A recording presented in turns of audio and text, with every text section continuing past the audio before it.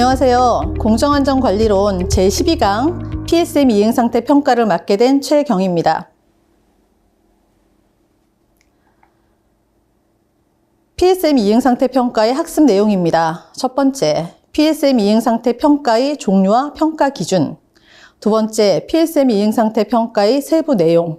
세 번째, 압력 방출 장치의 설치라는 세 가지 내용을 가지고 공부를 해보도록 하겠습니다.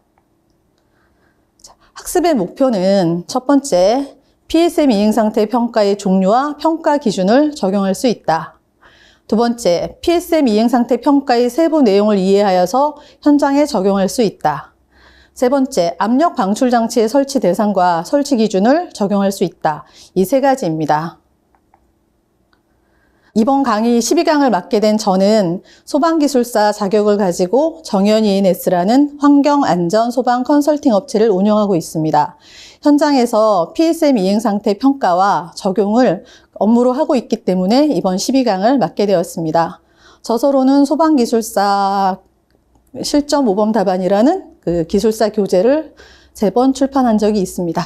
자, 그러면 저와 함께 이번 12강을 진행해 보도록 하겠습니다. 1번, PSM 이행상태 평가의 종류 및 평가 기준입니다.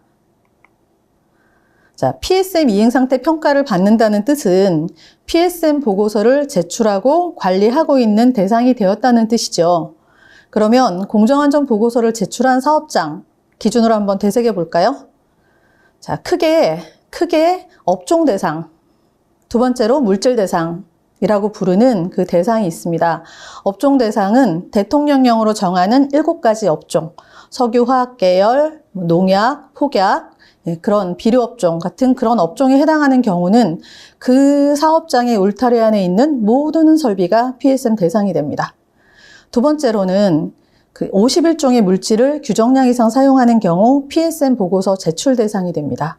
그럼 두 번째 제출 대상이 되는 경우는 모든 설비는 아니고 그 규정량이 넘는 또 규정량에 해당하는 그런 설비가 대상이 됩니다.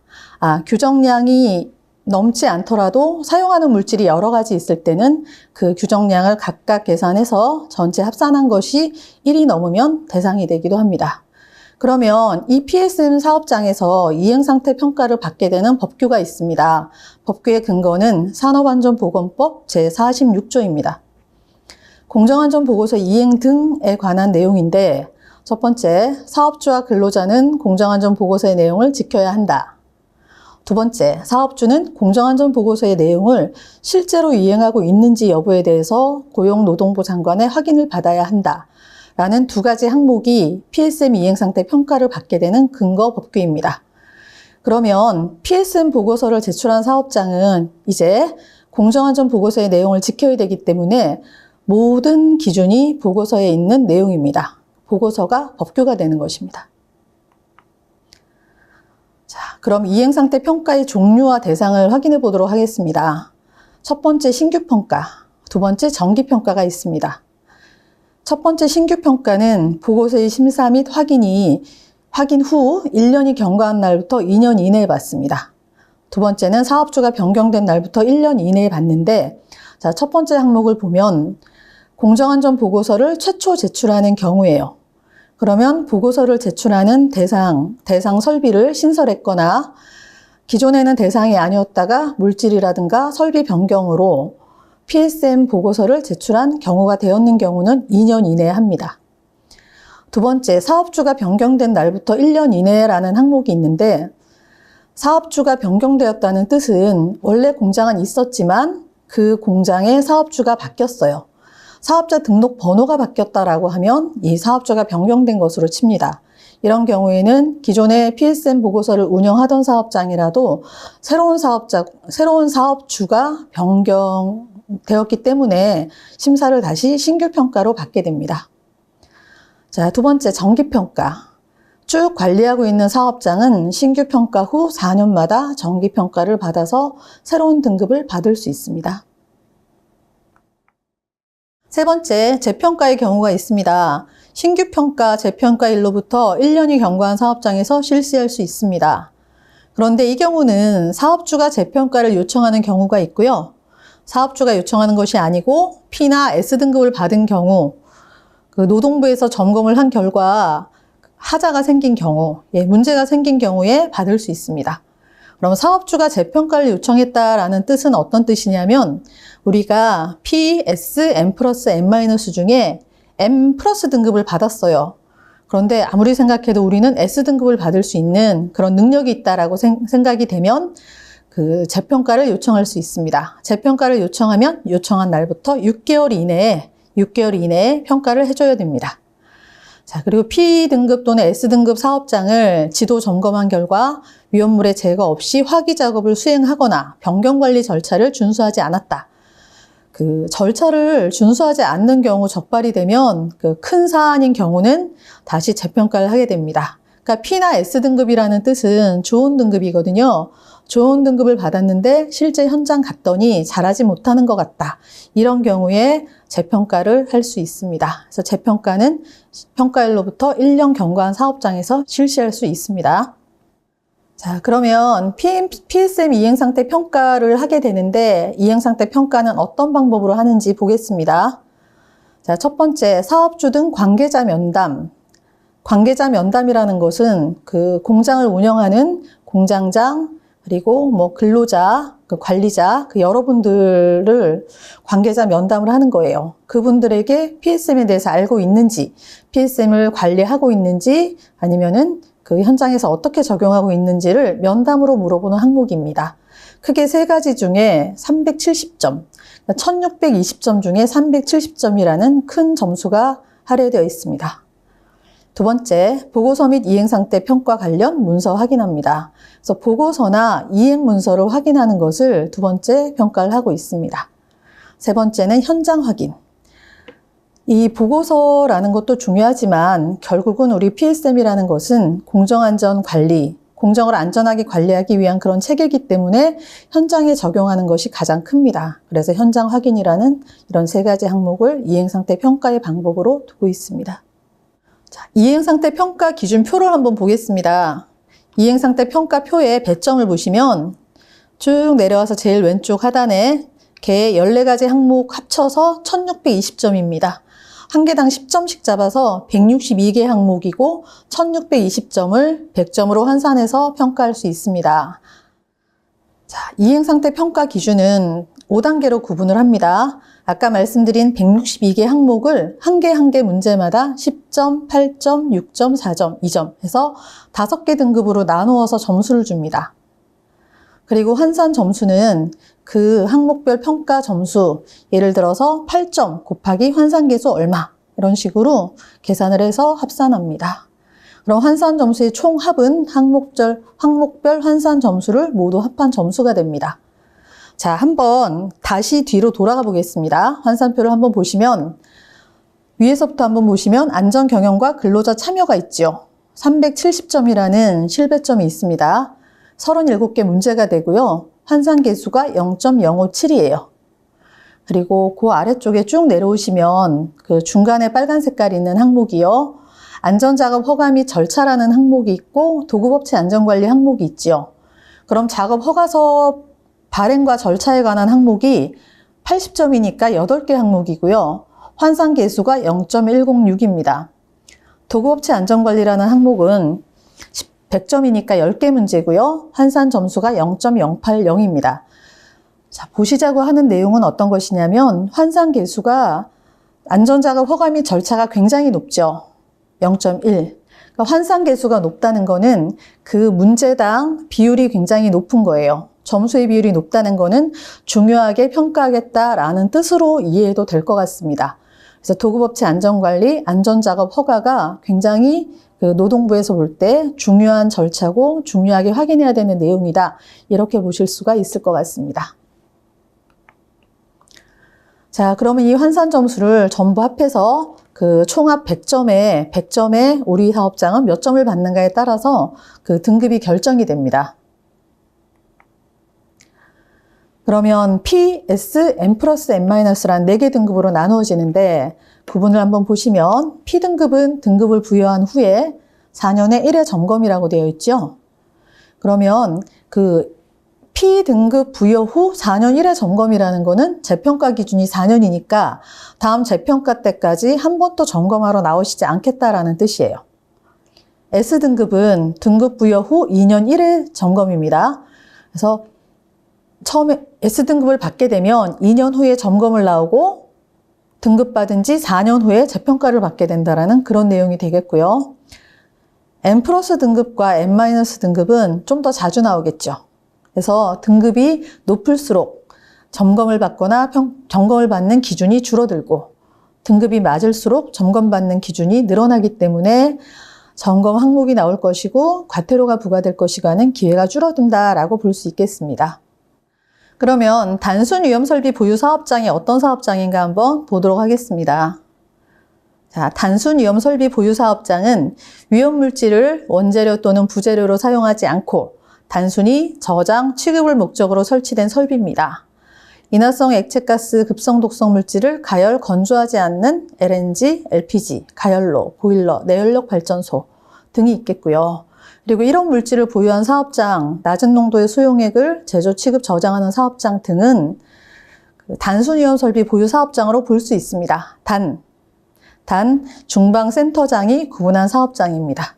그래서 우리는 단순 위험 설비이긴 하지만 그런데 단순 위험 설비를 가지고도 인정을 못 받을 수도 있겠죠. 중방센터장이 인정을 해주는 경우에 해당이 됩니다. 대부분이 제조업종의 제조업체들은 단순 위험 설비로 등록되는 경우가 흔하지 않습니다. 자, 두 번째, PSM 이행상태 평가 세부 내용입니다. 그럼 세부적으로 어떤 내용을 이행평가 받고 있는지 한번 보도록 하겠습니다. 아까 보신 거와 마찬가지인데요. 첫 번째, 안전경영과 근로자 참여입니다. 37개 항목입니다. 두 번째, 공정안전 자료입니다. 공정안전 자료라는 거는 우리가 가지고 있는 공장에 대한 자료, 물질에 대한 자료, 설비에 관한 자료를 공정안전 자료라고 합니다. 7개 항목입니다. 세 번째, 공정위험성 평가. 13개 항목이죠. 굉장히 큽니다. 네 번째는 안전운전 지침과 절차. 8개 항목입니다. 지금 쭉 내려가고 있는 이 항목은 우리 공정안전보고서의 12대 요소에 해당하는 항목들이에요. 그래서 설비 점검, 안전작업 허가, 도구업체 안전관리, 공정운전에 관한 교육훈련, 가동전 점검, 공정사고 조사, 변경요소 관리, 자체감사, 비상조치계획까지 13개 항목이죠. 그리고 마지막 현장 확인까지 더하면 14개 항목이 됩니다. 그러면 공정안전보고서 12대 요소, 공정안전관리 12대 요소와 안전경영과 근로자 참여 하나 추가, 현장 확인 하나 추가라고 해서 전체적으로 14개 항목이 될 수 있습니다. 자, 그러면 안전경영과 근로자 참여에 대해서 가장 먼저 알아보겠습니다. 우리가 통상 면담이라고 하는 그런 항목인데 이 항목을 하는 이유가 목적이 사업장에서 안전보건을 경영 목표로 하여서 안전문화를 체질화하기 위한 것이다. 두 번째, 사업주, 근로자, 도급업체 직원 등의 면담을 통해서 PSM의 완성도를 평가하는 것이다. PSM이라는 것은 안전환경부서에서 운영하는 것도 아니고 보고서를 유지관리하는 것도 아니죠. 현장에서 적용하고 실제로 그 설비를 운전하고 유지하는 그 근로자들이 참여해서 보고서도 관리하고 하기를 원하는 것이기 때문에 면담으로 관리 상태, 인지 상태를 확인하고자 하는 것이 목적이 되겠습니다. 자, 그러면 총 37개 문항이 있는데 문항 한번 보시겠어요? 첫 번째, 공장장님 9문항, 부장, 과장, 관리감독자 5개 문항, 조장, 반장 5문항, 현장 작업자 8개 항목, 정비 보수 작업자 3개 문항, 도구업체 작업자 4개 문항, 안전관리자 4문항이죠. 가장 많으신 분이 공장장님이에요. 두 번째 많은 분은요, 현장 작업자지요. 공장장님이 가장 많은 문항을 가지고 있는 이유는 자, 한번 생각을 해볼게요. 왜 공장장님이 제일 많이 참여하시지 않을 것 같은데 가장 많은 문항을 질문하게 되는가? 이 공정안전보고서, 공정안전관리 체계에서는 사업주, 공장장, 그 리더의 중요성에 대해서 굉장히 크게 보고 있는 겁니다. 그래서 그분들이 이 공장을 이끌어가는 그런 그 마인드 또는 준비 상태 또는 투자에 관한 의지, 그런 항목들을 보고 있기 때문에 공장장이 9문항으로 가장 높은 배점이 되어 있습니다. 그 다음에 현장 작업자가 2등이죠. 8개 문항이죠. 자, 공장장님이 의지를 가지고, 사업주가 의지를 가지고 공장을 끌고 갑니다. 그러면은 끌고 가는데 가장 크게 호응해야 될 분들이 현장에서, 현장 작업자라는 그런 뜻인 거죠. 그래서 실제로 공정을 운전하는, 설비를 운전하는 현장 작업자에게 8개 문항이라는 두 번째 배점이 되어 있습니다. 자, 그러면 다음에, 자, 어떤 문제로 질문을 하고 면담을 하는지 한번 보겠습니다. 회사의 경영 목표로 안전보건을 우선적으로 강조하고 실천하는가? 자, 우리 회사가 올해 이러이러한 경영 목표를 가지고 올해 추진을 해가겠습니다. 라고 하는 것이 그 회사가 1년 동안 가지고 끌고 갈 목표잖아요. 그 목표를 안전보건을 포함해서 목표를 설정하고 실천하고 있는지를 중요하게 보겠습니다. 라는 그런 뜻입니다. 자, 두 번째는 공정안전관리에 12개 요소가 있습니다. 그 12대 요소를 정확하게 알고 있는가? 정확하게 알고 있는지 물어보겠다라는 그런 의도고요. 세 번째는 공정위험성 평가, 변경요소 관리, 공정사고, 자체감사 결과, 개선권고사항, 처리사항, 정기적으로 확인하고 있는가? 자, 이 뜻은 세 번째 항목은 현장에서 위험성 평가했습니다. 변경요소 관리도 했습니다. 사고 보고서도 쓰고 자체감사도 했는데 그 사항에 대해서 경영자가 공장장님이 이해를 하고 결재를 하고 추진하는 것을 알고 계시는가라는 그런 내용이죠. 그러니까 상하가 유기적인 그런 협조를 통해서 PSM을 이행하고 있는지 알아보고 싶은 거고요. 자, 네 번째로 안전보건 문제에 관해서 근로자 의견을 수시로 청취해 조치하고 상급자에게 보고하는가. 자, 이 항목은 공장장님 질문은 아니고 관리자라든가 중간관리자, 조장 반장님, 부장님, 차장님 같은 중간관리자에게 물어보는 내용입니다. 그럼 내 아래 직원들, 나와 함께하고 있는 근로자들의 의견을 청취해서 내 윗분들에게 보고를 하고 있는지 굉장히 중요하게 하셔야 될 그런 업무다라고 보는 거예요. 자, 두 번째, 공정안전 자료라는 게 있습니다. 공정안전 자료는 어떤 게 있습니까? 물질안전 보건 자료, MSDS 있겠죠. 두 번째로 P&ID라는 도면이 있을 것이고요. 방폭에 대한 자료도 있을 것이고, 동력기계 목록, 장치설비 목록 이런 내용들이 전부 다 공정안전 자료에 들어가 있습니다. 그러면 보고서 만들 때 굉장히 열심히 공정안전 자료를 취합하고 정확하게 입력하기 위해서 애쓰고 만들었습니다. 그러면 그 공정안전 자료를 확인하는 목적을 보겠습니다. 이 공정안전 자료는 산업안전보건법, 고시에 맞도록 작성되어야 한다. 자, 산업안전보건법이 체계가 어떻게 되는지 알고 계시죠? 자, 산업안전보건법, 산업안전보건법 시행령, 산업안전보건법 시행규칙이 있고요. 그 하부 규정으로 공정안전보고서에 관한 공정안전보고서에 관한 교시가 있습니다. 공정안전보고서의 작성, 평가, 유지에 관한 그런 규정이 있거든요. 그 고시에 맞도록 공정안전보고서가 작성되어 있는지 보겠다라는 그런 내용이에요. 두 번째, 공정안전 자료는 항상 현장과 일치돼야 됩니다. 현장이 변경이 되었다라고 하면 공정안전 자료는 항상 최신 버전으로 업데이트 되어야 되는 것이고요. 운전원이 공정을 안전하게 운전하기 위한 자료로 활용할 수 있도록 정말 현실적으로 만들어주세요라는 뜻이죠. 그다음에 공정안전 자료의 주기적인 보완 및 체계적인 관리가 필요하다. 저희가 사업장에 가서 보면 도면 관리가 안 되는 경우가 참 많고요. 실제로 우리 사업장에 있는 자료들이 없어진 경우가 굉장히 많습니다.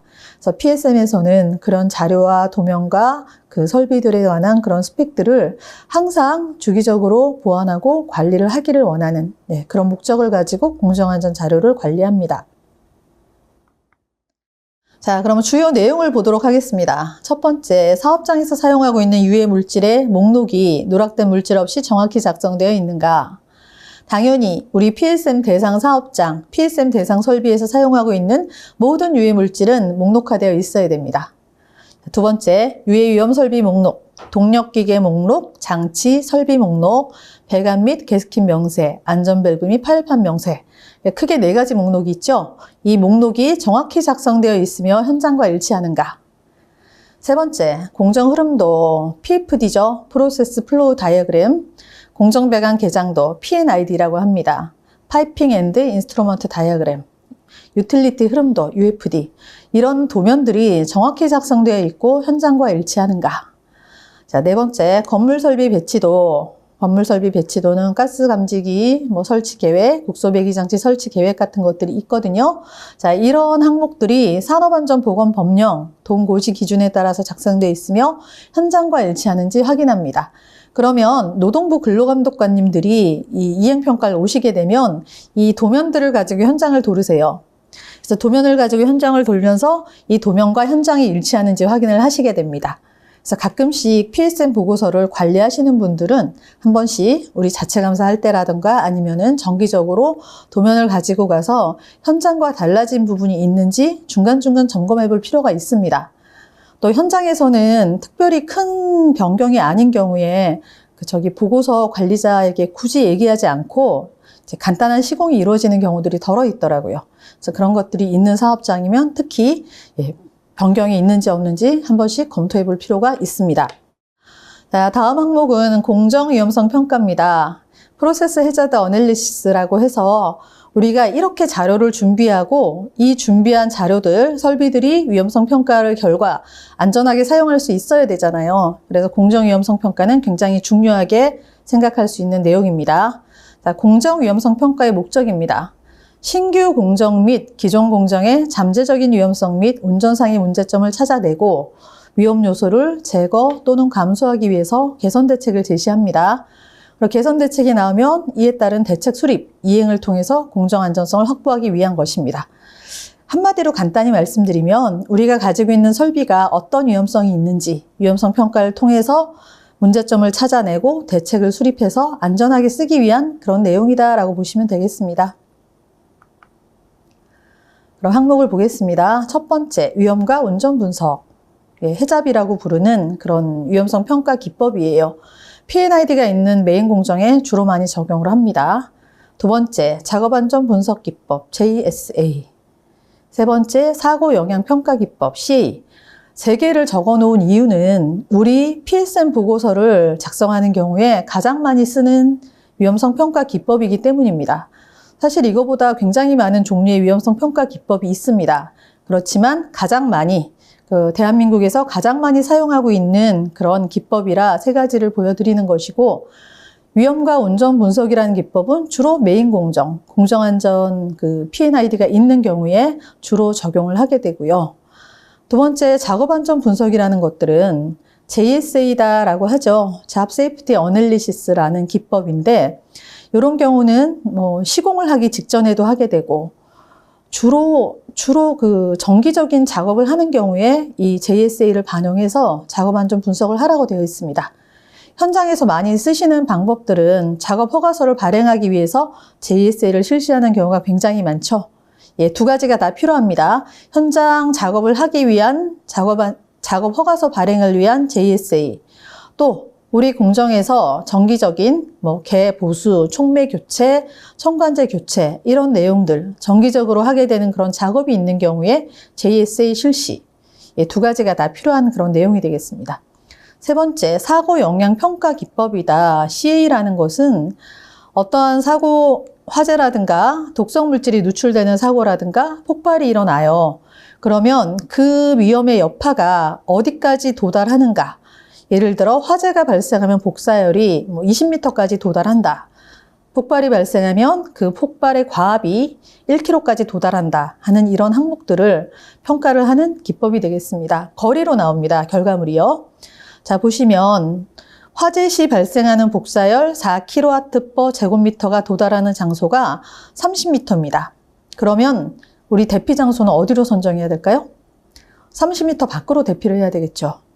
그래서 CA 결과를 비상조치 계획을 수립할 때 반영을 하셔야 된다는 거예요. 꼭 하셔야 됩니다. 주로 근로감독관께서 보시는 항목 중에 필수 항목이 이 항목입니다. 자, 그러면 질문 항목입니다. 평가 항목 4개를 한번 보도록 하겠습니다. 자, 첫째, 위험성 평가 절차가 산업안전보건법령 및 동고시 기준에 따라 적절하게 작성되어 있는가? 자, 두 번째, 공정 또는 시설 변경 시 변경 부분에 대한 위험성 평가를 실시하고 있는가? 공정이나 시설을 변경하게 되는 경우는 위험성 평가를 실시해야 되겠죠. 먼저 실시해서 위험에 문제가 없다, 안전하게 사용할 수 있다라고 할 때 시설을 변경하거나 공정에 대한 개선 공사를 해야 되겠죠. 자, 세 번째, 정기적 4년 주기 공정위험성 평가를 재실시하고 있는가. 자, 정기평가는 아까 말씀드린 해잡이다라는 정기평가는 4년에 한 번씩 재평가하라고 그 산업안전보건법에 명시되어 있습니다. 앞으로 한번 돌아가 보겠습니다. 위험과 운전 분석 해잡, 이 메인 공정에 대한 재평가는 4년에 1회, 4년 기준입니다. 자, 두 번째, 작업안전 분석 JSA라는 거는 우리 그 코시아 가이드 앤드 사업장마다 가지고 계시는 JSA에 대한 표준에 적혀 있을 거예요. 1년에 한 번씩 매 연마다 JSA가 적합한지 확인할 필요가 있습니다 라고 적혀져 있습니다. 그러면 1년에 한 번씩 이 JSA가 적합한 것인지 한번 검토해서 계속 사용하시던지 변경이 있으면 반영해서 사용하시던지 그렇게 하셔야 되는 거예요. 세 번째, 사고영향 평가 기법 CA는 정확하게 몇 년에 한 번씩 하라는 기준은 없는데 통상 위험과 운전 분석과 같이 하는 게 보편적인 관리 방법입니다. 자, 그러면 정기적 4년 주기, 해잡은 4년 주기입니다. 공정위험성 평가를 재실시하고 있는가. 네 번째, 밀폐공간 작업, 화기 작업, 입출하 작업 등 유해 위험 작업에 대한 작업 위험성 평가를 산업안전보건법령 동고시 기준에 따라 실시하는가. 그래서 작업을 하는 경우에 JS를 실시하는가라는 그런 질문입니다. 자, 이런 항목들을 위험성 평가를 유지 관리하는 데 반영하게 되어 있습니다. 거기에 대한 평가 기준입니다. 물론 점수는 10점부터 2점까지 5개 그 등급으로 나누어서 점수를 주게 되어 있겠죠. 자, 그 다음 항목입니다. 우리 12대 요소, PSM이 12대 요소 중에 하나예요.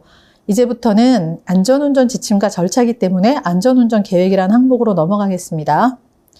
자, 잠깐 한번 질문해보면 PSM의 12대 요소를 어떻게 알고 계세요?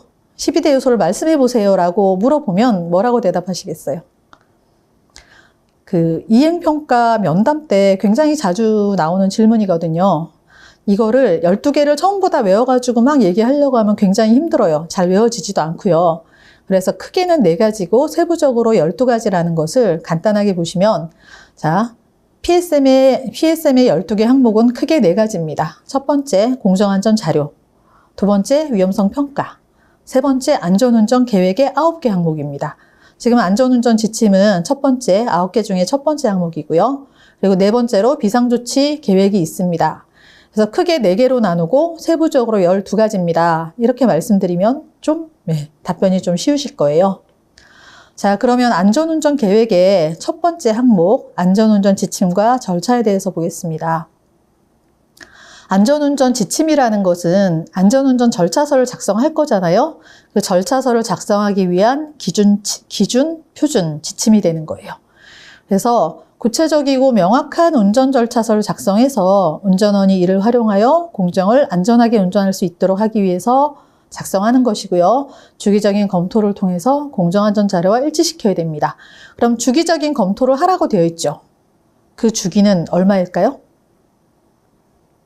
네, 1년에 1회 정도 하면 됩니다. 매년 한 번씩 안전운전 절차서가 적합한지 확인해 볼 필요가 있습니다.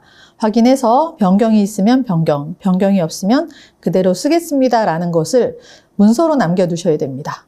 그래서 PSM 이행상태 평가라는 것은 실제 그 업무가 이루어졌을 시간에 나오는 게 아니잖아요. 항상 지나고 2년에 한 번, 4년에 한 번 나오시는 거니까 우리 사업장에서 준비할 수 있는 방법은 문서입니다. 그래서 모든 작업이라든가 수행한 결과물을 문서로 남겨두셔야 돼요. 해서 안전운전 절차서를 매년 검토하는 것도 역시 문서로 남겨두셔야 됩니다. 그래야 좋은 점수를 받을 수 있습니다. 자, 내용을 한번 보겠습니다. 안전운전 절차서 작성 지침이 산업안전보건법령, 동고시, 공단 기술지침을 참조하여 적절하게 작성되어 있는가? 안전보건공단에 들어가면 코시아 가이드라는 그 참고 문서가 굉장히 많습니다. 법규는 아니지만 법규가 부족한 경우에 참고를 해서 작성을 하게 되어 있는 그런 문서예요. 그래서 우리가 PSM에서 유지관리하고 있는 모든 항목들은 코샤 가이드라는 그런 가이드가 작성되어 있습니다. 그래서 안전운전 절차서 작성 지침이 산업안전보건법령, 동, 고시 및 공단 기술 지침을 참조하여 적절하게 작성되어 있는가 확인하는 항목입니다. 두 번째, 운전 절차서는 취급물질의 물성과 유해성, 위험성, 누출 예방 조치, 보호구 착용, 노출 시 조치 요령과 절차, 안전설비 계통의 기능, 운전 방법, 절차 등의 내용이 포함되어 있는가 확인하게 되어 있습니다. 이 운전 절차서는 그 코샤 가이드 쪽에 그 지침을 확인해 보면 보통 한 12가지 항목 정도를 반영해서 작성하게 되어 있습니다. 정상적인 운전, 운전 정지, 비상시 어떻게 운전할 것인지, 비상시 운전 정지하는 방법 등 그런 항목들이 나와 있거든요. 그런 절차를 포함해서 작성되어 있는가 확인하게 되어 있습니다. 자, 세 번째, 운전 절차서는 최초의 시운전, 정상운전, 비상시 운전, 정상운전 정지, 비상정지, 정비 후 운전 개시, 운전범위 벗어난 경우 등을 구체적으로 포함하고 있는가. 지금 12가지 항목이다라고 말씀드린 내용이 두 번째와 세 번째에 들어가 있는 내용을 합쳐서 생각하시면 되겠네요. 자, 네 번째, 운전 절차서는 운전원이 쉽게 이해할 수 있도록 작성되어 있는가. 자, 네 번째가 굉장히 중요한 항목이에요. 그래서 운전 절차서는 예를 들어서 보일러를 가동한다라고 하겠습니다. 보일러의 스위치를 누르면 가동이 되죠. 그런데 절차서는 그렇게 쓰시라는 게 아니고, 자, PB1이라는 스위치를 누르고 온도는 몇 도에서 몇 분 동안 어떻게 작동하고 있다라는, 압력은 얼마 걸린다라는 그런 내용을 명확하고 구체적으로 넣어달라는 것을 요구하시는 거예요. 그래서 신규 직원이 우리 공정을 운전할 수 있게 이 운전 절차서만 보면 새로 들어온 사람이라도 전부 확인할 수 있도록 그렇게 만들어 달라. 그러니까 매우 구체적이고 정확하고 세부적으로 작성해 달라는 그런 요청 사항인 겁니다. 그래서 운전 절차서 잘 작성해서 현장에서 활용하시기를 바라겠습니다. 자, 다음 항목은 설비 검사 및 유지 관리에 관한 내용입니다. 설비 검사 유지 관리에 관한 목적은 유해 위험물질을 취급하는 설비의 체계적인 효율적인 관리 유지를 통해서 안전성, 신뢰성을 확보하여 설비 결함으로 인한 사고를 예방하기 위한 것이다. 우리 PSM 시스템을 유지 관리하는, 적용하는 이유가 목적이 뭔지 기억하시죠? 중대 산업사고 예방입니다. 그래서 중대 산업사고라고 하는 것은 거의 요즘에 그 사회적인 이슈가 되어 있는 중대재해랑 조금 다릅니다. 중대산업사고는 화재, 폭발, 누출로 인한 독성 중독과 같은 그런 큰 사고예요. 그리고 그 사고가 발생해서 우리 사업장과 주변의 그 지역 사회까지 영향을 미칠 수 있는 사고를 중대산업사고라고 합니다. 그럼 중대재해는요? 중대재해는 재해의 규모로 봅니다. 사망이 1명 이상, 3개월 이상 치료를 요하는 부상이 5명 이상, 이런 그 규모로 보고 있습니다. 그래서 중대재해와 중대산업사고를 우리 안전을 하는 사람들은 좀 구분해서 기억할 필요가 있을 것 같습니다. PSM은 중대산업사고 예방입니다. 설비 검사, 유지관리를 하는 목적도 중대산업사고 예방이라고 볼 수 있겠습니다. 자, 세부적인 항목을 보겠습니다. 첫 번째, 설비 점검, 검사, 보수, 유지 지침이 산업안전보건법령, 동고시, 공단기술 지침을 참조하여 적절하게 작성되어 있는가? 두 번째, 설비 점검, 검사, 보수 계획, 유지 계획에 따라서 예방 점검, 정비, 보수를 시행하고 있는가? 세 번째, 공정 조건, 위험성 평가 등을 고려한 중요도에 따라서 위험설비의 등급을 구분하고 이에 따라 점검 및 검사 주기를 결정하여 관리하고 있는가. 네 번째, 설비의 잔여 수명을 관리하여 수명이 다한 설비를 적절한 시기에 교체하거나 적절한 조치를 취하는가. 자, 이 중에 좀 생각해 볼 항목 좀 보도록 하겠습니다. 세 번째 항목이요. 설비 중요도 등급이라고 있습니다. 기억하시죠? 설비의 중요도 등급이라는 것은 우리 공정 설비가 A등급, B등급, C등급 또는 A등급, B등급, C등급, D등급 3개 등급 또는 4개 등급으로 나눠져 있습니다. 보다 중요하고 위험한 설비를 더 많이 관리하겠다라는 그런 의도거든요. 그래서 우리 공장 내에 있는 설비를 등급을 나눕니다. 중요도 등급에 따라서 점검 기준이나 정비 보수 계획이 차등 수립되어야 된다라는 거예요. 그래서 등급에 따라서 점검 검사 주기를 결정해서 관리하고 있는지, 또는 그 관리한 결과물을 이행평가 때, 이행점검 때 보여드려야 되는 거죠. 자, 우리는 다 확인했습니다. 아무리 하셔도 인정 안 합니다. 문서로 무조건 남아있어야 되는 것이 PSM 내용입니다. 자, 그 다음에 안전작업 허가. 안전작업 허가예요. 아까 12가지 항목의 점수를 확인하실 때 그 환산 기준의 점수 배점이 가장 비율이 높은 것이 안전작업 허가서였죠. 예, 가장 중요하게 보는 내용이다라는 거거든요. 그래서 목적은 사업장 내 수행하는 모든 작업에 대한 위험 요소를 사전에 관리하여 불안전한 행동 및 상태로 인한 안전사고 발생을 미연에 방지하자라는 그런 목적을 가지고 있습니다. 자, 내용을 보시면 첫 번째, 안전작업 허가 지침이 산업안전보건법령, 동고시 및 공단기술지침을 참조하여 적절하게 작성되어 있는가. 두 번째, 위험작업을 수행할 경우에 안전작업 허가를 적절하게 발행하고 있는가, 허가서를 적절하게 발행하고 있는가 확인하는 내용입니다. 작업 허가서라는 것은 여러 가지 허가서가 있죠. 그러면 작업의 종류에 따라서 화기작업, 밀폐공간 작업 또는 고소작업 등등 허가서를 적절하게 발행하고 있는지 확인하는 그런 내용입니다. 세 번째, 안전작업 허가서를 작성 및 승인할 때 필요한 모든 제반사항을 반드시 확인하는가. 작업 허가서를 보신 분은 아실 거예요. 발행을 받아보거나 발행하셨거나 하신 분들은 이 기억이 나실 텐데 항목이 꽤 많습니다. 어떠어떠한 항목을 확인을 한다라는 것들이 굉장히 많은데요. 작업을 시작할 때 가스 농도 측정을 한다. 또는 산소 농도 측정을 한다. 화기를 비치를 한다. 그런 항목들이 빠지면 안 됩니다. 그래서 모든 항목은 적절한 사람이 적절한 확인을 통해서 체크한 결과가 남아 있어야 됩니다.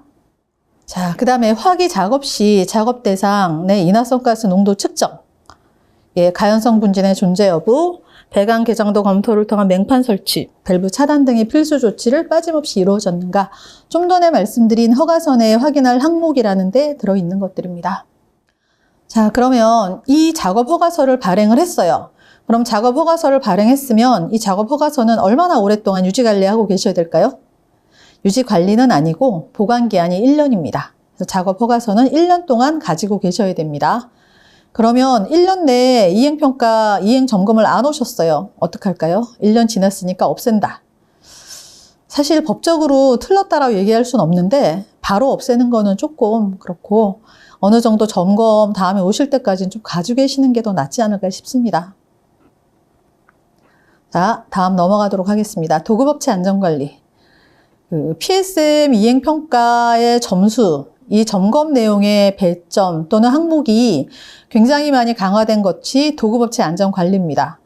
현장에서 사고가 일어나는 것을 보다 보면 우리 직원이 할 때보다 도급업체 쪽에서 그 작업할 때 사고가 일어나는 비율이 굉장히 높잖아요. 그래서 도급업체 안전관리에 굉장히 큰 배점을 주고 있습니다. 자, 목적, 협력회사 안전관리 능력을 지속적으로 향상시키고 작업 중 유해위험 요소를 최소화를 통해서 협력회사 종업원과 당사 구성원의 안전을 동시에 확보한다. 자, 결과적으로 우리 직원을 교육하면 협력회사도 교육해야 되고 우리 직원의 안전관리를 한다라고 하면 협력회사도 하고 그래서 협력회사와 우리 직원을 동일하게 보고 관리를 하셔야지 제대로 된 도급업체 안전관리다라고 할 수 있습니다. 내용을 한번 보겠습니다. 자, 사업주는 도급업체 사업주에게 도급업체 근로자들이 작업하는 공정에서 누출, 화재 또는 폭발 위험성 비상조치 계획 등을 제공하는가. 교육과 훈련 또는 정보 제공에 대한 내용이겠죠. 그래서 우리 사업장은 이러이러한 공정을 가지고 있고 이런 곳에서 작업을 할 때는 공정사고, 누출, 화재, 폭발이 일어날 수 있다. 그리고 이런 일이 일어났을 때 어디로 대피를 하세요. 이런 자료들을 전부 제공을 해야 됩니다.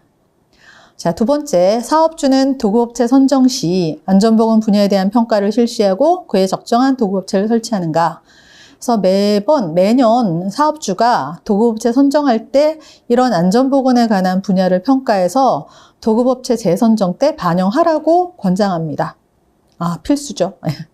자, 그 다음에 사업주는 도급업체 근로자 등이 공정시설에 대한 설치, 유지, 보수 등의 작업을 할 때 관련 규정의 준수 여부를 확인하는가. 요즘 현장 가면 굉장히 많이 중요하게 관리를 하시잖아요. 그래서 이렇게 현장에서 안전 수칙 위반 3회 이상이면은 뭐 아웃, 퇴출, 뭐 이런 여러 가지 그 항목들을 정해서 반영을 하고 계시더라고요. 자, 네 번째, 도급업체 사업주는 도급업체 근로자들의 질병, 부상 등 재발생 기록을 관리하는가. 자, 이런 것까지 원청에서 발주처가 확인해 주시기를 바란다라는 그런 내용입니다. 도급업체라면 이 PSM에서 말하는 도급업체는 사실상 공정 일부를 도급하는 것을 말하기는 해요. 그런데 이제 노동부에서 권장하시기는 공정의 일부를 도급하는 건 당연히 하고, 그리고 공사에 관한 것까지 가능하면 도급업체 규정을 반영해 주시기를 많이 권장을 하십니다. 그래서 그렇게까지 생각하시면 공정사고 없는 사업장을 운영할 수 있지 않을까 싶습니다. 자, 다음이요. 교육훈련. 자, 목적. 공정운전 설계, 정비, 검사, 비상대응 등 각 분야별 업무를 안전하게 수행하기 위해서 필요한 재반교육 훈련을 실시한다. 이 훈련이라는 게 굉장히 재미없고 지루하고 졸리거든요. 그런데 사람이 아는 만큼 보인다라는 게 있습니다. 그래서 많은 교육과 훈련을 통해서 똑같은 얘기를 또 하고 또 하고 또 하더라도 자꾸 듣게 되면은 당연히 몸에 배듯이 남아있는 그런 결과를 원하는 거예요. 그래서 교육 훈련에 관한 내용입니다. 자, 첫 번째, 공정안전과 관련된 근로자의 초기 및 반복 교육을 실시하고 그 결과를 문서화해서 관리하는가. 두 번째, 연간 교육계획을 수립해서 시행하는가. 세 번째, 신규 및 보직 변경 근로자에 대하여 안전운전 지침서 등에 대한 현장 교육을 실시했는가. 현장 직무 교육이요. 네 번째, 공정안전 교육의 설비 전 공정에 관한 공정안전 자료. 공정위험성 평가, 잠재위험에 대한 사고 예방 피해 최소화 대책, 안전운전 절차 및 비상조치 계획 등이 포함되어 있는가. 크게 4가지만 들었습니다. 사실 항목은 더 많습니다. 10개 항목이긴 하지만 4가지만 지금 보여드리는데, 그러면 우리 사업장에서 교육에 대한 계획을 언제 수립합니까? 2024년 교육계획은 2023년 연말에까지 수립을 하지요. 그러면 연간 계획을 수립해서 그 계획을 2024년에 시행을 들어가게 되죠. 그래서 첫 번째, 교육계획 수립한 교육계획서가 있어야 되고요. 그리고 두 번째로 그 교육계획에 따라서 교육을 실시한 결과물이 있어야 됩니다. 결과물은 교육의 자료와 교육일지라는 교육보고서 이런 내용들로 존재하고 있겠죠. 그래서 연간 교육계획을 수립하고 또는 PSM에 대한 교육, 안전에 대한 교육은 전체 공정안전 보고서에 대한 크게 4대 항목, 세부적으로 12개 항목을 반영을 해야 됩니다. 그래서 이런 항목을 통해서 우리 근로자에게 물질과 우리 공정에 관한 그런 자료를 항상 몸에 뵐 수 있도록 알고 있게 하는 그런 것들을 교육으로 얻기 위해서 이런 교육을 하게 됩니다. 자, 그 다음에 가동 전 안전 점검이에요. 가동 전 안전 점검이라는 거는 어떤 설비가 새로 들어왔거나 아니면은 그 쓰던 설비지만 유효기간이 좀 있는 쉬었던 설비를 다시 가동할 때 하게 되어 있습니다. 가동 전 안전 점검의 대상은 첫 번째 신규 설비, 신설, 증설 설비고요. 두 번째로는 한 달 이상 유효 설비에 대해서 실시하게 되어 있습니다. 자, 목적, 공정 개선이나 신증설 설비에 대한 가동 전 잠재 위험 요소를 확인 제거해서 위험 물질을 누출, 화재 폭발 등 사고를 예방하고 안전하게 운전하기 위함이다라는 목적을 가지고 있습니다. 그러면 우리 아까 하셨던 것 중에 안전운전 절차서가 있겠죠. 그럼 안전운전 절차서는 가동 전 안전점검하기 전에 교육을 해야 되겠죠. 그래야지 가동할 수 있는 거니까. 그래서 우리 공부한 것 중에 안전운전 절차서는 가동 전 안전점검 전에 실시합니다. 자, 그 가동 전 안전점검 전에 운전 절차서 교육 실시하지 않은 경우는 과태료 부과됩니다. 날짜 못 맞추는 경우는 잦은 과태료 부과받고 계시거든요. 네, 정확하게 일정 맞춰서 가동 전 점검하기 전에 운전 절차서 교육을 먼저 실시해 주시기를 바라겠습니다. 자, 그럼 주요 내용 3가지만 보겠습니다. 첫 번째, 가동 전 점검 지침이 산업안전보건법령, 동고시 및 공단 기술 지침을 참조해서 작성되어 있는가? 두 번째, 변경요소 관리 등 사유가 발생했을 때 가동 전 점검을 실시하고 있는가? 변경 요소 관리 사유가 발생했다라는 뜻은 설비가 신설되었거나 아니면은 물질이 변경되었거나 공정을 좀 변경해서 달라졌거나 하는 경우에 실시하잖아요. 그래서 이 가동 전 점검을 실시하고 하시기를 바란다라는 그런 내용이에요. 세 번째, 가동 전 점검 시 지적된 사항들을 개선 항목 펀치리스트로 작성해서 시운전까지 개선하는가? 가동 전 점검하고 시운전 점검하겠죠. 그러면 가동 전 점검 때 지적된 사항들을 펀치리스트를 만들어서 시운전까지 관리하는 것이 가동 전 점검의 목표를 최대화시킬 수 있는, 가동 전 점검의 효과를 극대화시킬 수 있는 방법이다라고 볼 수 있습니다. 자, 그 다음 사고조사.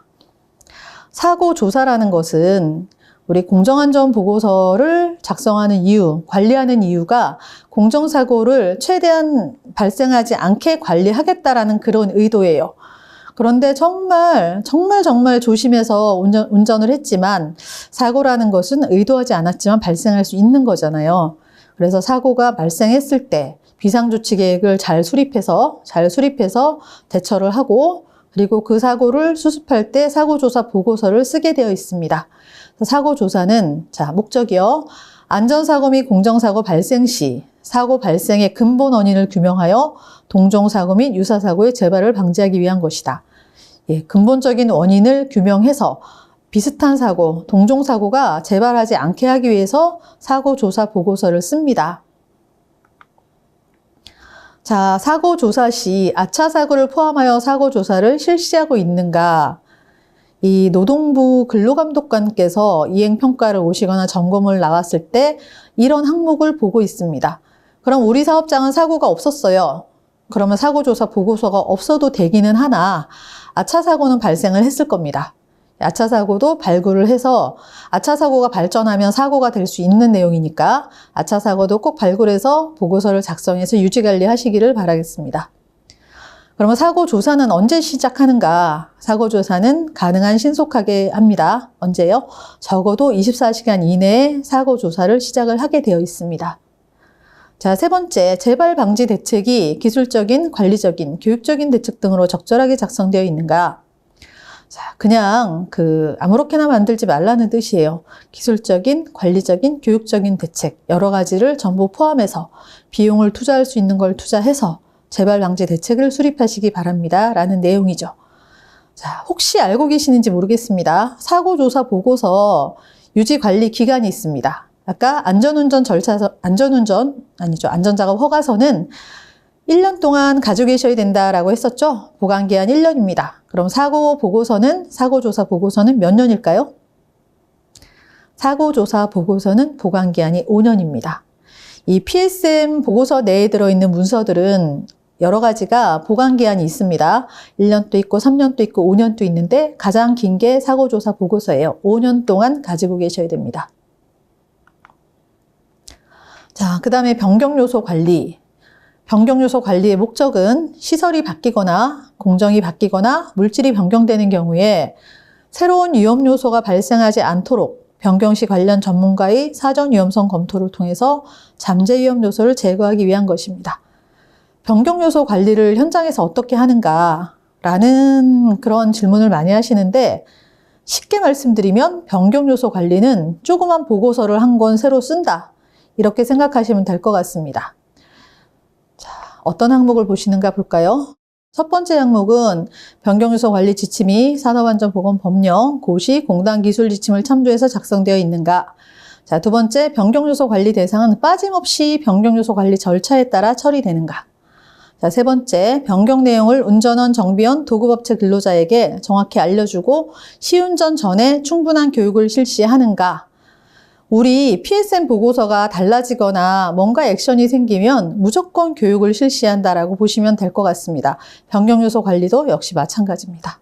자, 네 번째, 변경 시 공정안전 자료의 변경이 수반될 경우에 이들 자료의 보완이 즉시 이행되고 있는가?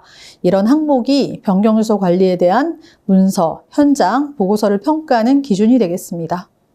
자, 그 다음 자체 감사입니다. 자체 감사는 PSM 12개 항목을 규정대로 실행하고 있는지 1년에 한 번씩 자체적으로 평가하세요라는 그런 항목입니다.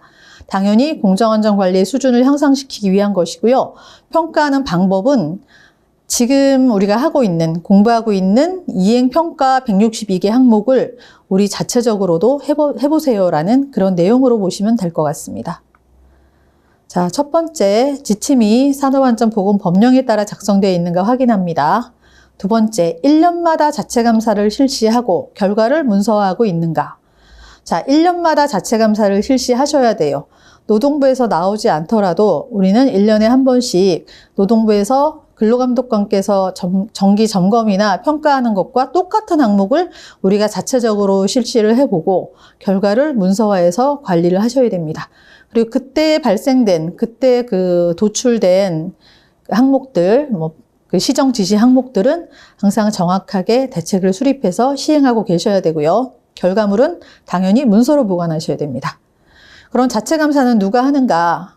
물론 저희 같은 외부 컨설팅 업체에 의뢰하신 경우도 많습니다. 그런데 그렇지 않은 경우는 우리 내부 직원 중에서 공정설계, 공정기술자, 계측 제어, 정기방폭 기술자, 검사 및 정비기술자, 안전관리자. 그래서 우리 공장 내에 여러 전문가들이 참여해서 자체 감사를 실시하시는 게 맞는 방법이라고 볼 수 있습니다. 자, 그러면 12대 요소의 마지막 비상조치 계획입니다. 지금 이행상태 평가의 항목 중에는 13번째 항목입니다. 비상조치 계획. 정말 열심히 관리하고 점검하고 유지보수하면서 설비를 운전했는데 그럼에도 사고가 발생이 되었습니다. 그럴 때는요, 사업장에서 화재, 누출, 비상사태가 발생했을 때는 우리 공장 내에 있는 인력으로 주어진 물적, 인적 자원을 활용해서 인명과 재산을 보호하고 피해를 최소화하기 위한 그런 계획이 비상조치 계획이 되겠습니다.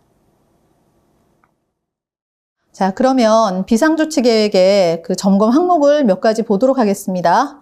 첫 번째, 비상조치 계획의 최악의 누출 시나리오와 대안의 누출 시나리오를 기반으로 작성되어 있는가. 실제로 우리 사업장에서 있을 수 있는 그런 시나리오를 최악과 대안의 시나리오를 작성을 합니다. 물질의 종류가 여러 가지인 경우는 인화성에 관한 최악 대안 시나리오, 독성 물질에 관한 최악 대안 시나리오 등 몇 개의 시나리오를 작성해서 그에 따라서 훈련하고 준비를 하셔야 되는 거죠. 자, 두 번째, 화재 폭발 및 독성 물질 누출 사고 발생할 수 있는 다양한 사고 시나리오를 발굴하고 비상조치 계획을 수립하는가. 자, 1번에 설명드린 것과 같은 내용이 포함되어 있습니다. 세 번째, 근로자들이 안전하고 질서 정연하게 대피할 수 있도록 충분한 훈련을 실시하고 있는가. 자, 훈련 결과 보고서도 항상 준비하고 계셔야 됩니다. 훈련하고 나면 보고서도 관리하고 보관해 두셔야 되는 거예요. 자, 네 번째, 비상조치 계획에는 누출 및 화재, 폭발 사고 발생 시 행동 요령이 적절히 포함되어 있는가. 여러 가지가 있을 수 있겠죠. 사고가 발생했을 때는 비상 발생 시 행동 요령은 일단 신고를 한다. 또 부상자가 생기면 후송을 한다, 이송한다. 그리고 사고 발생했을 때 우리는 화재에 대한 진압을 하는 진압조다. 또 우리는 비상 대피 훈련을 비상 대피를 유도하는 유도부서다. 이런 나의 행동 요령, 내가 어떤 업무를 맡고 있는지 모든 근로자가 정확하게 알고 계셔야 되고 숙지하고 있어야 됩니다. 그래서 비상조치 계획은 이런 항목들을 반영해서 정말 피하고 싶지만 사고가 발생한다면 이렇게 대책을 세우겠습니다라는 그런 내용들을 거의 몸에 배도록 그렇게 훈련하고 준비하고 계셔야 되겠다라는 내용입니다. 자, 다음은 PSM 이행평가의 14번째 마지막 항목입니다. 현장 확인입니다. 자, 현장 확인의 목적은 그럼 지금까지 공정안전보고서, 문서와 위험성 평가 결과물을 다 확인하셨어요. 그럼 이제 현장으로 가서 이 보고서 내용과 현장이 일치하는지 확인을 하기 위한 그런 내용이라고 보시면 될 것 같습니다. 자, 목적. 공정안전보고서와 현장을 일치시킴으로 체계적인 관리 체계를 수립하여 안전을 확보하기 위함이다. 자, 첫 번째. 보고서는 현장의 근로자들이 볼 수 있도록 비치되고 있는가? 자, 보고서는 한 건밖에 없어요. 한 건밖에 없으니까 그 캐비닛 안에 잘 보관해 두시면 절대 안 됩니다. 보고서는 캐비닛 안에 있으면 안 되고 보고서는 현장에 비치돼야 되고 여러 가지 현장이 크다면 여러 곳에 나누어서 비치돼야 되겠죠. 그래서 몇 개 보고서를 만들어서 이 근로자들이 있는 현장 근처에 비치할 수 있도록 하셔야 됩니다. 두 번째, 보고서는 원료, 제품, 설비 등이 공정안전 자료와 일치해야 됩니다. 보고서에 들어있는 공정안전 자료하고 실제로 현장에서 사용되는 그 자료들은 항상 일치해야 됩니다. 세 번째, 현장의 정리정돈 상태는 양호한가? 아니, 그 점검 나오셨으면 나왔지 정리정돈은 왜 따지세요? 이런 내용이 아니고요. 현장은 항상 사고가 날 수도 있기 때문에 대피로는 열려 있어야 되고, 예, 그런 식의 정리정돈 상태를 항상 유지하셔야 됩니다. 평가의 항목 중에 하나입니다. 네 번째, 위험물의 보관, 저장, 관리 상태는 산업안전보건법령에 따라서 적정한가? 예, 위험물 보관, 저장, 관리 상태는 법령에 따라서 적절하게 해야 됩니다. 반드시 잠궈둬야 될 것은 잠궈둬야 되고요. 또는 환기가 필요한 그런 물질이 있는 경우는 환기가 있는 장소에 보관, 저장해야 되고 이런 내용들로 이해하시면 될 것 같습니다. 자, 다음으로 안전밸브, 파열판, 긴급 차단 밸브, 방폭형 전기 기계기구, 누출감지, 가스 누출 감지기, 방유제, 내화 설비. 자, 위에 두 개 항목을 같이 말씀을 드리면 이런 안전 설비 등은 정기적으로 관리하고 검교정해야 되고 유지 관리해야 되겠죠. 보시면 안전 밸브하고 파열판은 정기적으로 파핑 테스트 실시해야 됩니다. 1년에 한 번이 의무사항입니다. 방폭형 전기기계 기구는 항상 유지관리 되어 있어야 되고요. 그리고 가스 누출 검지기 같은 경우는 그 1년에 한 번씩 검교정을 거쳐서 사용하게 되어 있습니다. 이런 관리, 유지관리, 점검, 교정 등을 정확하게 해야 됩니다라는 항목이 위에 두 가지 항목입니다. 비상대피로가 정상적인 기능을 할 수 있는가? 그리고 마지막으로 개인보호구는 충분한 수량을 확보하고 있는가? 이런 항목들을 확인하는 내용들. 현장에서는 이런 항목들을 보게 되어 있습니다. 한 20개 항목 정도 됩니다. 자, 그러면 이 PSM의 12가지 항목과 면담과 현장 확인 해서 14가지 항목에 대해서 대략 살펴보았습니다. 자, 세 번째, 압력 방출 장치의 설치. 압력 방출 장치의 대표적인 설비는 안전밸브죠. 안전밸브에 관해서 잘 모르겠다라는 문의사항이 많아서 한번 추가해 보았습니다. 자, 첫 번째, 압력 방출 장치 설치 대상입니다. 안전밸브나 파열판이 설치돼야 되는 대상은 압력용기예요. 첫 번째 압력용기고, 두 번째가 정변이 압축기, 세 번째가 정변이 펌프. 자, 정변이라는 거는 그 양을 조절할 수 있는 펌프나 압축기가 아니고요. 항상 일정량이 토출되는 그런 설비를 얘기합니다. 그런데 정변이 압축기하고 정변이 펌프들이 있는데 정변이 펌프는 토출 측에 차단 밸브가 설치된 것만 대상입니다. 그럼 토출 측에 차단 밸브가 없어요. 탱크로 바로 들어가 버려요. 라면은 안 달아도 된다라는 얘기가 되겠죠. 그리고 배관도 밸브가 양쪽에 달려서 차단되는 경우는 파열될 우려가 있기 때문에 배관도 대상이 되는 경우가 있습니다. 그리고 그 밖에 화학설비, 부속설비로서 해당 설비의 최고 사용 압력을 초과할 우려가 있는 것, 이런 것도 압력 방출 장치를 설치해야 되는 대상이 되겠습니다. 자, 그럼 어디에 설치할까요? 라는 설치 위치입니다. 한번 보시면 지금 탱크 두 개의 기상 상태, 기상과 액상이 있죠. 기상 쪽에 안전밸브가 달려 있겠죠. 왼쪽의 그림은 기상 쪽에 안전밸브가 달려 있는 탱크입니다. 오른쪽 탱크는 기상 쪽에 배관이 연결되어 있고 그 배관에 안전밸브가 달려있는 상태다라는 그런 그림이에요. 그래서 즉 이런 경우 기상과 액상이 존재하는 경우는 액상부에 설치하는 것이 아니고 기상부에 설치하세요라는 그런 항목이죠. 자, 다음 항목이요. 열 팽창용 안전밸브. 자, 이 경우는 그 액상만 열 팽창용 안전밸브를 다는 상태다라고 보시면 되겠어요.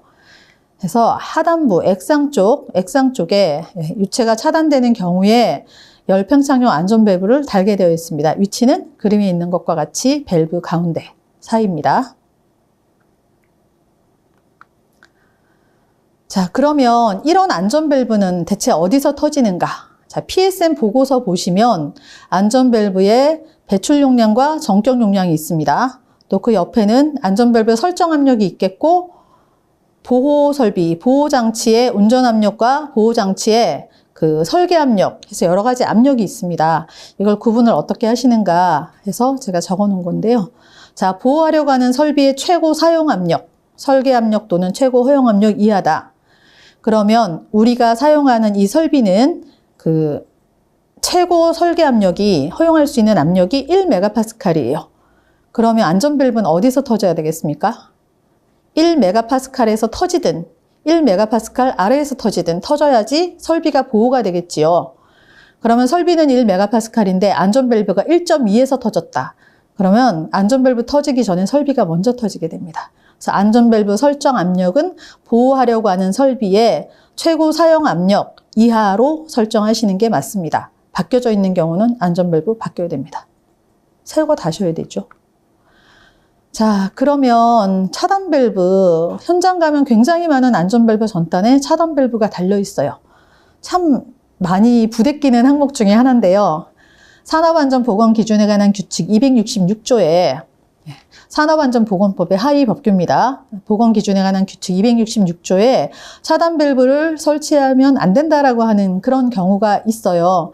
그런 경우인데 또 고압가스 쪽과 그 공통되는 설비인 경우는 고압가스 쪽에서 유지하는 그 규정은 차단 밸브를 설치하세요라고 되어 있습니다. 왜요? 유지관리 시, 수리 시 차단 밸브로 가스를 차단하고 공사하세요라는 그런 규정이 있어서 항상 산안법과 고압가스 쪽이 부대끼는 그런 항목들이 있거든요. 그런데 원칙적으로 안전밸브 전단과 후단에 차단 밸브 설치는 안 됩니다. 그래서 266조에는 차단 밸브 설치를 금지하는 조항이 있어요. 그러면 가스 쪽 법규와 산안 쪽 법규가 부대끼는 경우다. 어떻게 해결할 것인가?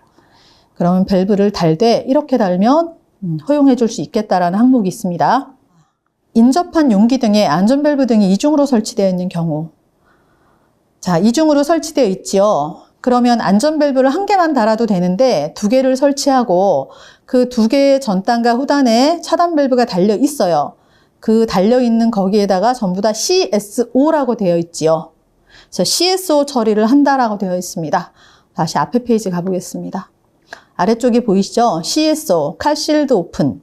밸브가 열린 상태에서 시건 조치된 상태.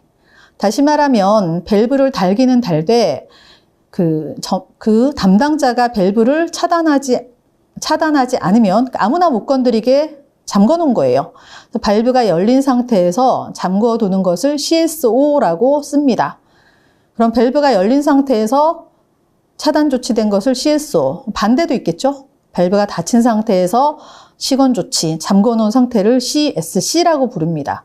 다음 항목을 다시 보시면 차단 밸브가 안전 밸브 전후단에 달려 있는데 대신 안전 밸브를 이중으로 설치하고 CSO 처리를 하면 차단 밸브도 인정해 주겠다라는 이런 항목이에요. 그래서 이런 경우는 안전 밸브를 한 개만 달아도 되는데 이중으로 달아야 되는 사항이 되겠고 전단과 후단에 차단 밸브를 달고 CSO로 잠궈 놓습니다. 자, 두 번째, 안전밸브 등 배출 용량이 50% 이상에 해당하는 용량의 자동압력 조절 밸브와 안전밸브가 병렬로 연결된 경우. 자, 이런 경우에 차단 밸브 설치하지 못하게 되어 있는데 지금 이 그림처럼 CSO 처리를 해서 잠궈 놓고 사용할 수 있게 되어 있습니다. 자, F라는 항목은 페일 오픈. 이거는 이제 사고 시 동력원이 중단되면 항상 열리는 구조의 밸브다라고 보시면 되겠습니다. 자, 세 번째, 복수 방식으로 안전 밸브 등이 설치되어 있는 경우 역시 전후단의 차단 밸브를 CSO 처리해서 사용할 수 있게 되어 있습니다. 자, 네 번째, 예비용 용기 등이 설치되고 각각의 용기에 안전 밸브 등이 설치된 경우도 비슷하게 차단 밸브 CSO 처리해서 사용할 수 있는 그런 내용이 있습니다. 자, 열팽창에 의한 압력 상승을 방출하기 위한 안전 밸브의 경우는 지금 그림에 나와 있는 것처럼 역시 CSO 처리한 그런 경우로 그 안전 밸브 전후단의 차단 밸브를 사용할 수 있게 되어 있습니다.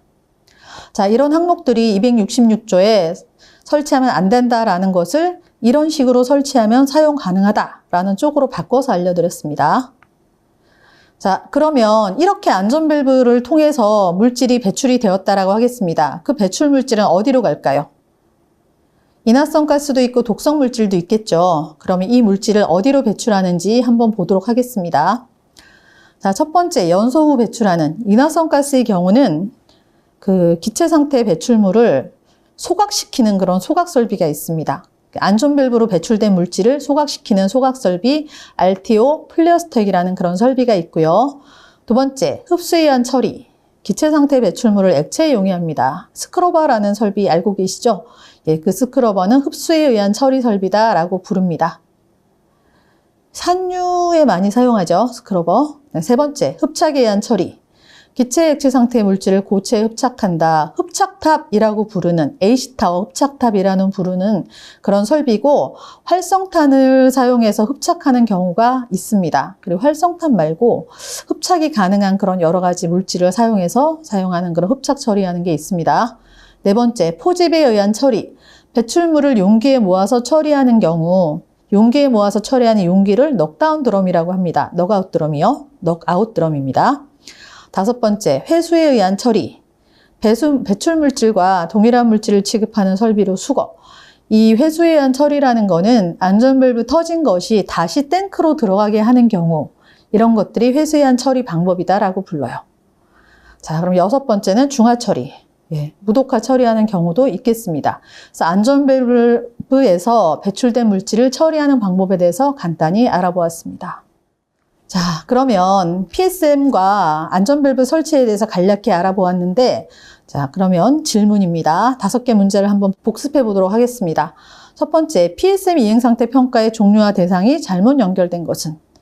자, 보세요. 신규평가, 정기평가, 재평가, 재평가. 4개 항목이 있는데, 한번 답을 확인해 볼까요? 자, 재평가는 사업주가 재평가를 요구한 경우 요청한 날부터 1년 이내가 아니라 6개월 이내에 평가하게 되어 있습니다. 자, 두 번째 문제. PSM 이행상태 평가 결과 등급별 관리 기준이 잘못 연결된 것은? 1번, P등급은 우수인데 등급 부여 후 4년에 1회 점검. 두 번째, S등급은 등급 부여 후 2년에 1회 점검. 세 번째, M+ 등급은 등급 부여 후 2년에 1회 점검 및 2년에 1회 기술 지도. 네 번째, M- 등급 등급 부여 후 1년에 1회 점검, 1년에 1회 기술 지도. 답을 볼까요? 자, 4번이죠. M등급은 등급 부여 후 1년에 1회 점검 및 1년에 1회 기술 지도. 틀렸죠? 2년에 1회 기술 지도입니다. 자, 세 번째, PSM 이행상태 평가 세부 항목 중 변경요소 관리에 부합되지 않는 항목은 첫 번째, 변경요소 관리 대상은 빠짐없이 변경요소 관리 절차에 따라 처리되었는가? 두 번째, 변경 내용을 운전원, 정비원, 도급업체 근로자 등에게 정확하게 알려주고 시운전 후에 충분한 교육을 실시하는가? 세 번째, 변경 시 공정안전 자료의 변경이 수반될 경우에 이들 자료의 보완이 즉시 이행되고 있는가?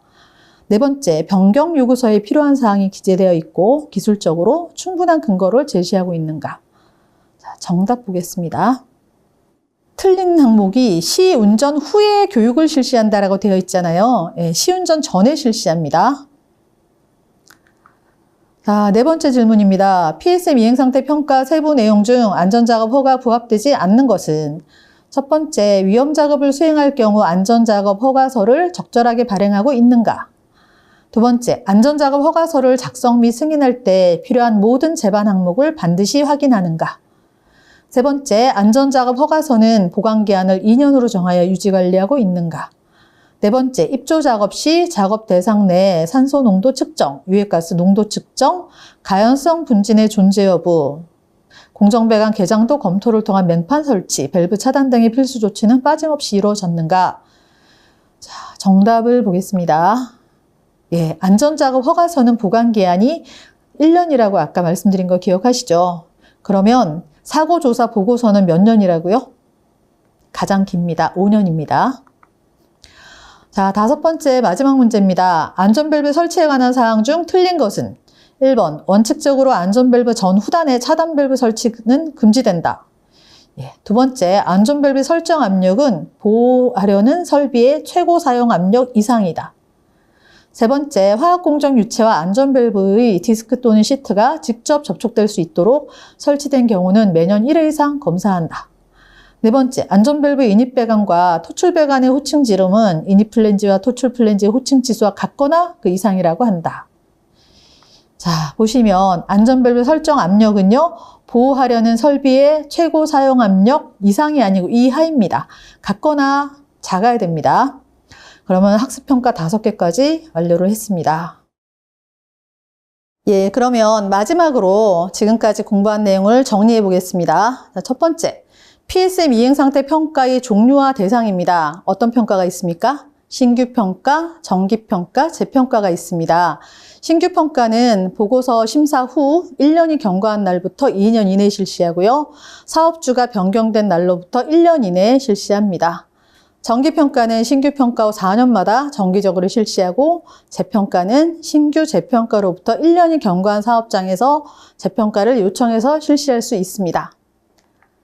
자, 두 번째, PSM 이행평가 방법은요. 이행상태 평가 방법은 사업주 등 관계자 면담이 있고요.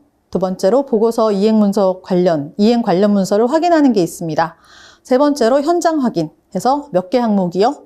162개 항목을 평가를 하고 있습니다.